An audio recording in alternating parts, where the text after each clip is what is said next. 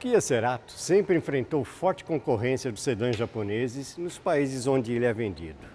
Mas no Brasil, com o interesse cada vez maior do comprador pelo Toyota Corolla e pelo Honda Civic, Cerato acabou virando o patinho feio da história. Agora, com a chegada da quarta geração desse modelo, a importadora de Tu tenta não uma virada de jogo, mas pelo menos se impor nesse mercado. E a sua maior arma é o preço. Kia Cerato é o carro que nós vamos conhecer hoje, mas antes eu peço para você se inscrever no canal e ativar o sininho para receber as notificações. Começa agora Os Especialistas.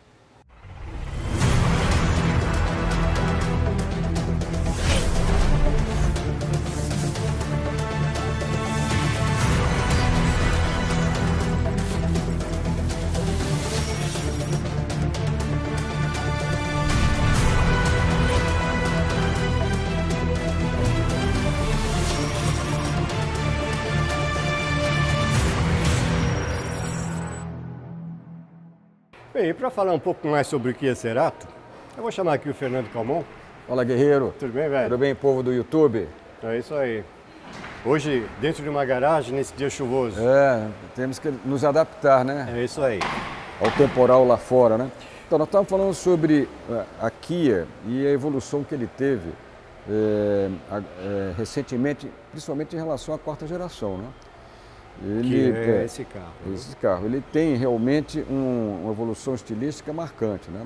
Manteve a característica, né, do nariz de tigre, né, que era o que marcava todas as frentes dos Kias, né? Mas eles fizeram uma atualização muito discreta, né? É uma aplicação cromada, mas ela não percorre, não fecha todo o perímetro, né? Ficou muito elegante, muito elegante, é um toque mesmo do Peter Schreier, né, que é o diretor de estilo, hoje é o presidente da Kia, o Peter alemão, Schreier, né? Sim, trabalhou muitos anos no grupo Volkswagen. Isso, exatamente, né? E a gente nota fortemente a influência do Peter Schreier em todos os modelos da Kia, né? Exatamente, né? E aí, guerreiro, eu também gostei muito desse detalhe aqui do DRL, né? Ele é um toque de classe, né? São divididos em 4 focos, né? Ele fugiu daquele padrão do cordão, né? Do cordão, então, da lista, né? Assim, daquele, como se fosse um aplique, né? Isso aqui parece muito integrado aos faróis, Sim, né? Muito interessante mesmo, né? E a estratégia da Kia não é simplesmente bater de frente com os carros que já são produzidos aqui. Isso eles sabem, é um importador particular, né? Quer dizer, não é a fábrica que está importando. Como ele vem importado do México, ele se livra dos 35% de imposto de importação.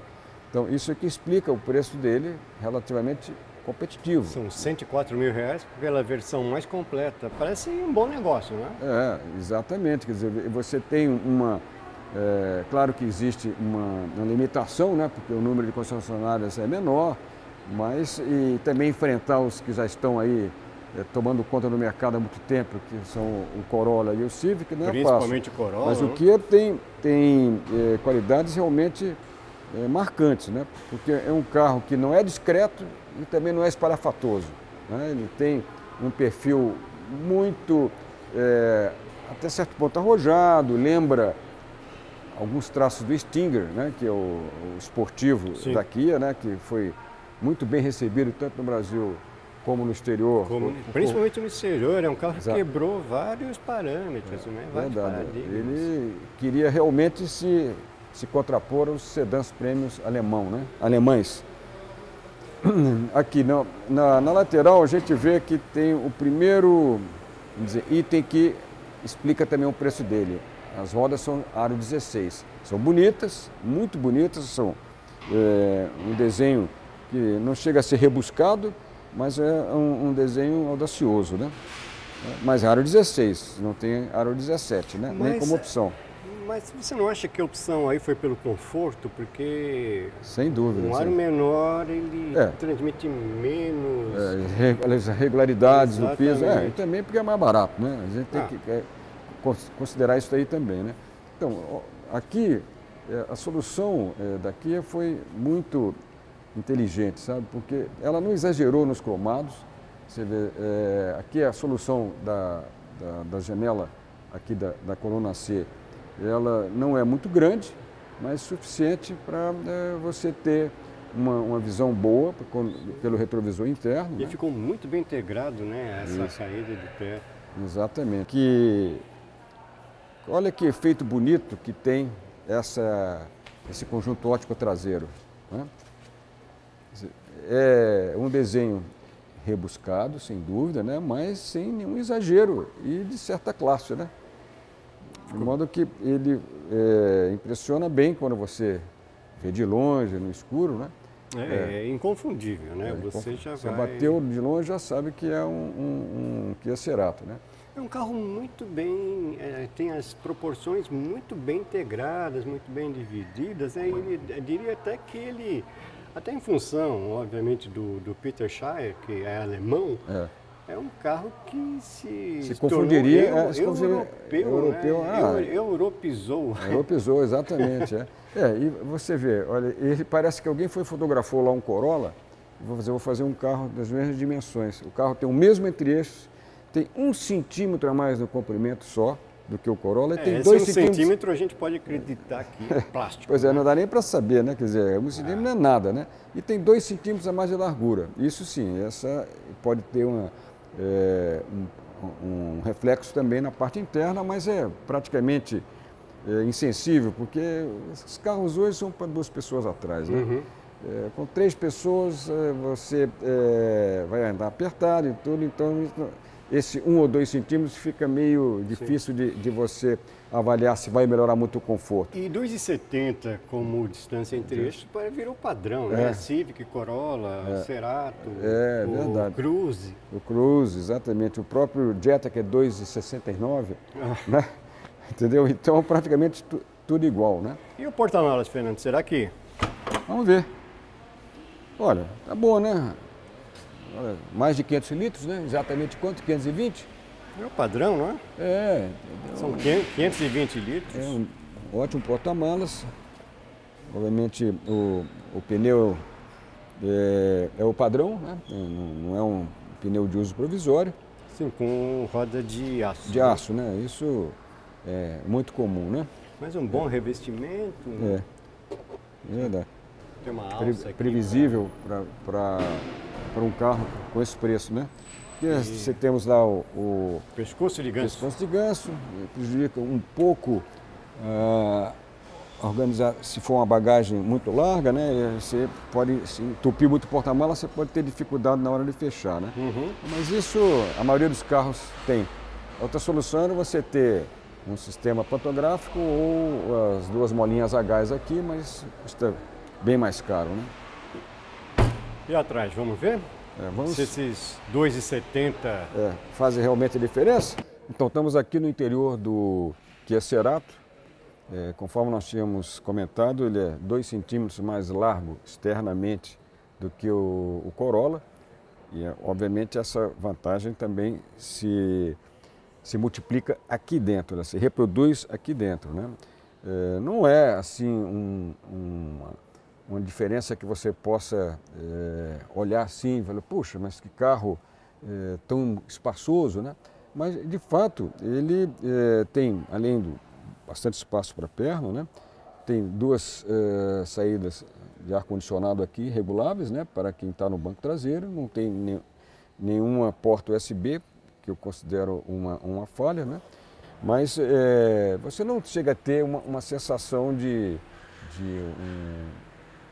um acabamento interno pobre, né? Ele usa materiais mais ou menos parecidos com o que existe nesse mercado, né? Não teria que ser de outra forma para o carro custar esse preço, né? Que é bastante competitivo, né? Fernando, finalmente um motor um pouco mais forte daquele antigo 1.6, né? Um motor com 128 cavalos, que é o mesmo motor do HB20 e usado no Creta também, né? Peraí, Creta e HB20 são da Hyundai. Então mas é bom mesmo explicar grupo. para a gente explicar para os nossos seguidores que Hyundai aqui, aliás, faz parte do grupo Hyundai. Então, a mecânica é comum entre as duas marcas. Essa sinergia existe em todas as marcas no mundo hoje, né? Não dá para você fazer coisas específicas com poucas exceções. Sim. Então, imagine o carro antes, um motor de 128 cavalos. Agora tem um motor de 167 cavalos, 2 litros, aspirado com etanol. Né? E o que eu achei, depois nós vamos andar no carro, o carro me surpreendeu, depois vou explicar por quê, né?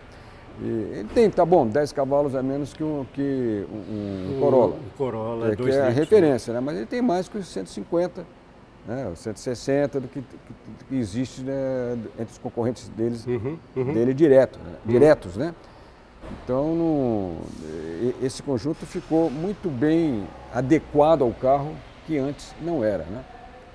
E é um motor relativamente, quer dizer, relativamente é um motor moderno, moderno, da última geração do grupo Hyundai Kia, né?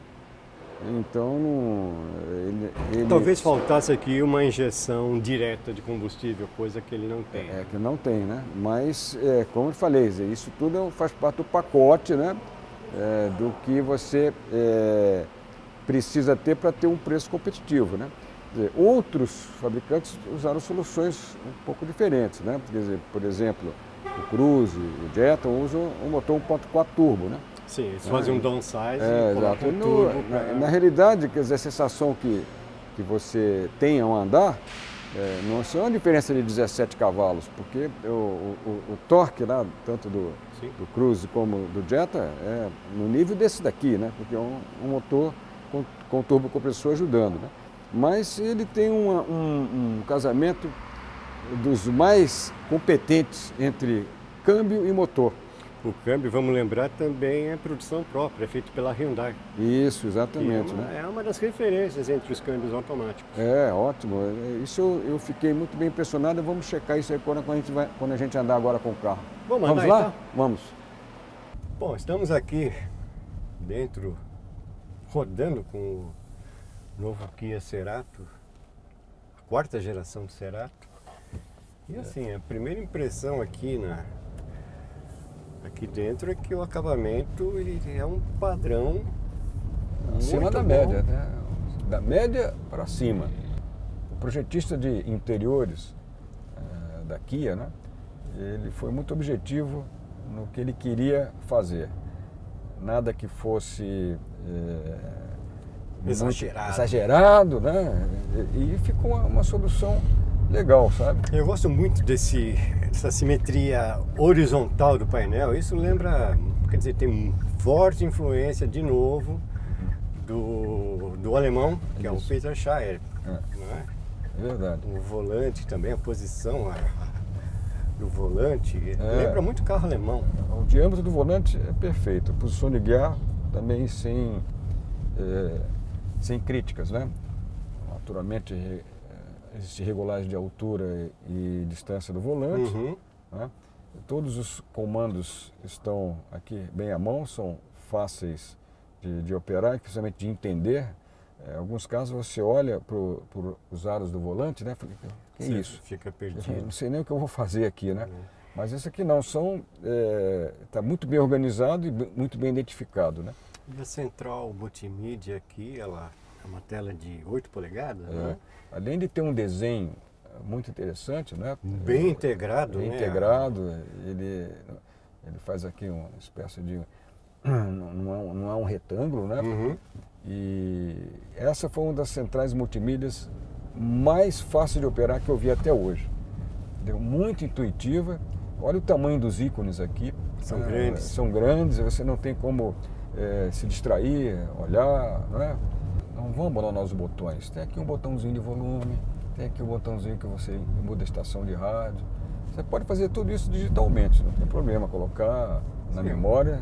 Mas se você for um ser analógico, você pode usar pode tanto fazer o controle aqui como no volante. No volante, né? E esse carro, ele não tem uma suspensão traseira tão elaborada como de alguns concorrentes, né? Que é um eixo de torção. É um eixo de torção, mas ele não decepciona, sabe? Ele dá bem, bastante conta do recado, sem sustos. Eu senti ele muito confortável, Fernando. Muito confortável. Absorve bem os buracos. Exatamente, o nível de ruído dele também é bem... E me surpreende.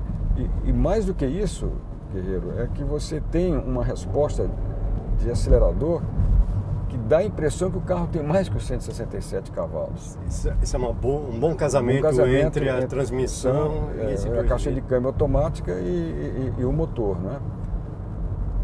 E outra coisa que também fica marcante aqui são os modos possíveis de você adaptar o gerenciamento de resposta do motor e do câmbio, né? São quatro modos, né? Tem o normal, aqui eu estou no modo Comfort, né?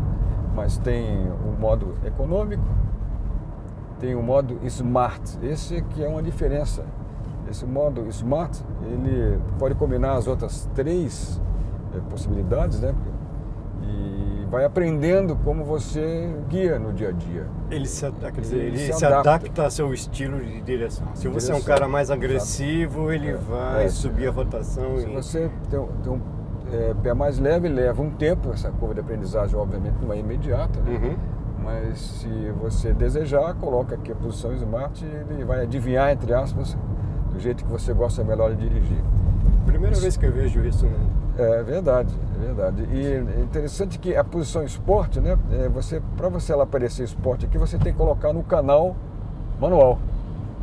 Você puxa a alavanca da posição central para o lado esquerdo, aí aparece sim o modo Sport, né? E você pode trocar pelas aletas aí na coluna. Exato, vai trocar aqui, além surge aí no painel a letrinha S, né? Que significa que as respostas do acelerador serão muito mais rápidas. E aí, ó, você vê aqui, ó, você dá um toquezinho, ele já puxa uma massa para baixo e despeja a potência, né?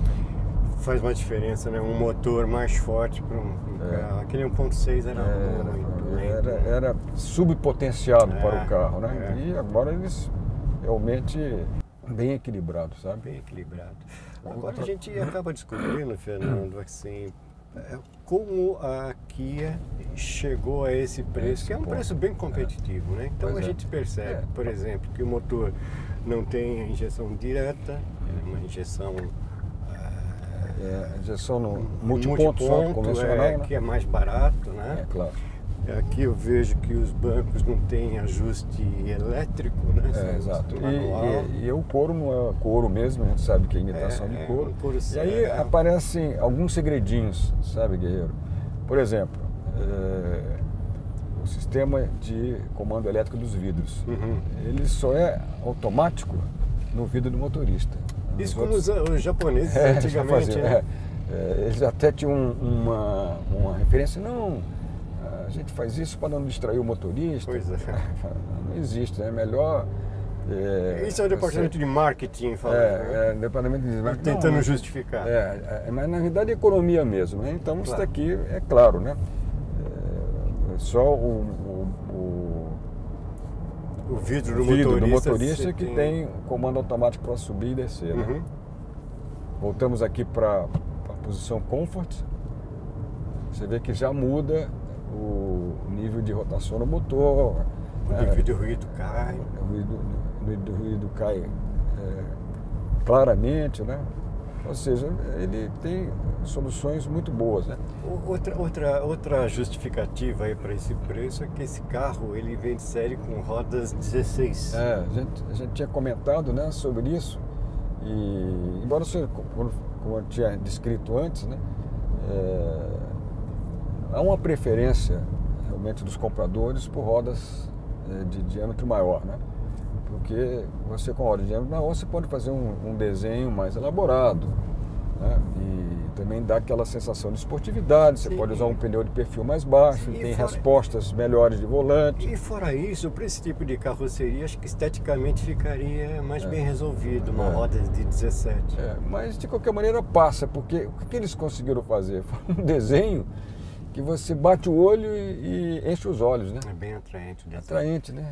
Então, realmente, isso eles capricharam, né, na hora de fazer, e sabendo que o carro não ia oferecer aro 17, pelo menos aqui no Brasil, né? É interessante que tem aquecimento dos bancos e não tem a regulagem elétrica. É que é muito cara a regulagem elétrica, viu? Não, isso tiraria um pouco da competitividade de preço dele, né? Pois é, e chegamos no seguinte ponto. Você acha que esse carro tem condições de disputar aí com é difícil, né? os japoneses? É difícil mesmo porque a importação dele não vai ser feita em grandes volumes, né?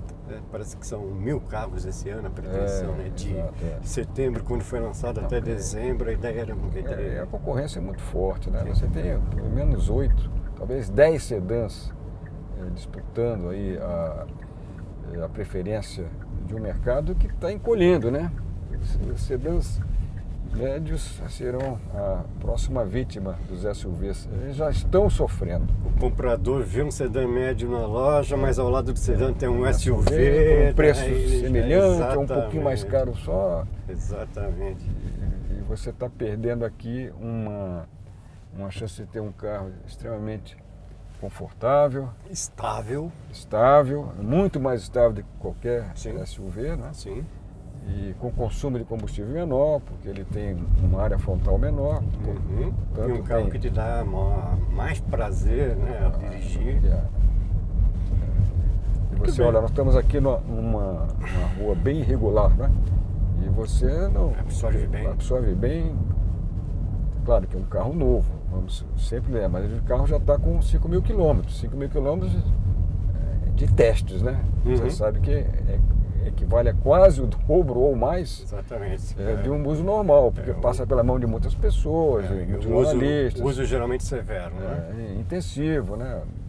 O jornalista está guiando para testar o carro, né? Em compensação, você tem 5 anos de garantia, né? Muito bem, Fernando. Acho que a gente repassou aqui as principais características do Kia Cerato. Acho que é uma opção interessante, né, para quem ainda estiver pensando em comprar um sedã de porte médio. E chegou a hora das notas. Vamos lá? Vamos lá. Um conjunto mecânico, você avalia em quanto? De 1 a 10? Eu daria uma nota 8,5, sabe? Porque é um motor que surpreende até parece que tem mais potência do que realmente aparece, justamente por ter uma integração maior com o câmbio automático, né? Mas você tem que olhar nominalmente a potência, né? Ele está um pouco atrás do carro que é o líder de mercado, né? Então eu dou 8,5. 10 cavalos 10 cavalos abaixo. 8,5? Eu dou 8, e muito em função do funcionamento desse câmbio. Eu acho esse câmbio assim, uma das melhores caixas automáticas de 6 velocidades. É verdade. Tecnologia. Faltam algumas coisas como alerta de ponto cego, né? Então eu daria a nota 7,5, vai? 7,5? Isso. Eu vou no seu 7,5. Eu acho que é um carro bem completo, mas... ainda faltam algumas coisinhas, né? Exatamente. O ideal que tivesse pelo menos um alerta de frenagem de segurança. Não eventualmente com a frenagem, porque isso é um pouco mais caro, né? Mas você vê, olha, dentro do próprio grupo, a Hyundai acaba de oferecer agora na HB20, no topo de linha, obviamente, mas em todos, né? Mas de qualquer forma, é uma categoria abaixo, né? Falando em segurança, vamos lá, nota de segurança. Eu vou dar uma nota 8,5 também, cara. Dentro mais ou menos do padrão, né? Que existe hoje, né? Acho que são 6 airbags, né? 6 airbags de série. Então isso não tem não se destaca em relação aos outros, né? 8,5? Eu dou 8 em segurança. Design? Isso para mim é um ponto alto no carro, né? Daria 9,5. 9,5? Poxa, 9,5. foi generoso. Foi generoso. porque eu gostei dessas linhas, né, e do equilíbrio geral do carro, né? Eu vou na sua nota. Eu também.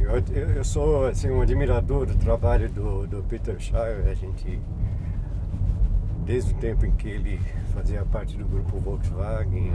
E o interessante é que ele entrou para fazer reformular todo o desenho da Kia. Renovação de linha da Kia. E acabou virando... depois presidente da divisão Kia, né? Pois é. Dizem que não tem muita influência lá, né? Kia em matéria de desenho. Kia é uma marca, Hyundai é outra.